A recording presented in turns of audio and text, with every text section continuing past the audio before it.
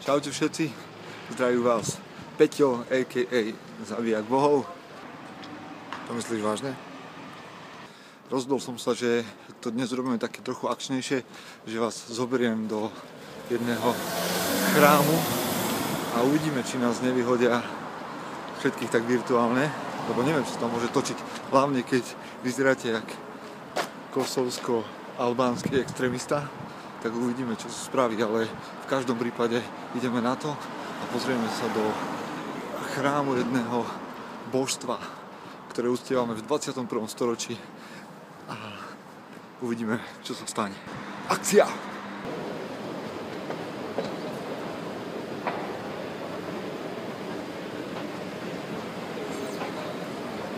Vážne? Takže vítajte v chráme jedného z najväčších božstiev, ktoré má plno mien. Môžeme ho volať materializmus. Nádherné je obrovský veľký chrám, aké sa dnes už asi ani nestávajú. Aspoň nie tým pôvodným náboženstvom, tým pôvodným vieram. Vidíte okolo mňa plno maličkých svätyň, kaplniek, kde slúžia kňazi, kňažstva, stavy, ktoré vás privítajú častokrát s milým úsmevom.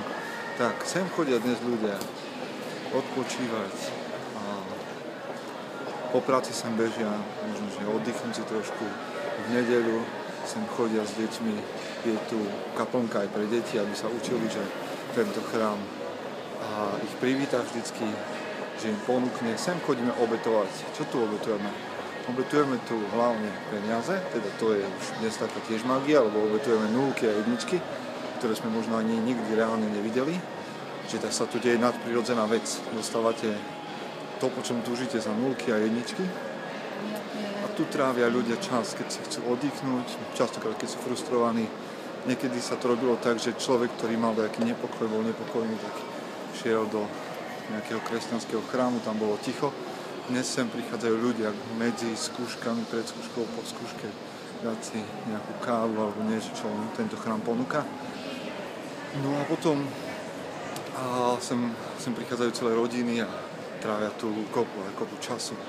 V tomto chráme dostanete nájsť a dostanete veci, ktoré možno nepotrebujete a vymenia vám staré za nové. Vždy tu majú pre vás milé slovo alebo nejakú akciu alebo niečo. Čiže toto je nový chrám.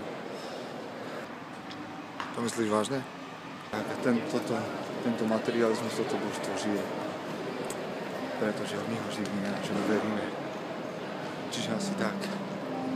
Toto bol Zabijak bohov sa vracia a možno, že zvracia. A čo vy s tým? Alebo čo my s tým? No celé tieto videá, celá táto séria je o tom, že existujú božstva v 21. storočí, staro-nové, na ktoré sme si zvykli. A odhľadom do toho, že či máš pocit, že si veriaci alebo neveriaci, tak každý tá, čo uctieva. Je to tak. A možno, že najlepší začiatok je, keď sme schopní identifikovať tie božstva vo svojom živote.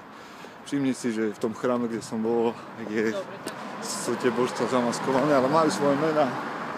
A v tých všetkých kaplonkách majú svoje mená. Sú tam nasvietené krásne, ešte viac ako v tých kostoloch, ktoré tak často obchádzame. Takže skúste ich identifikovať a dať im to správne miesto. Zatiaľ sa majte.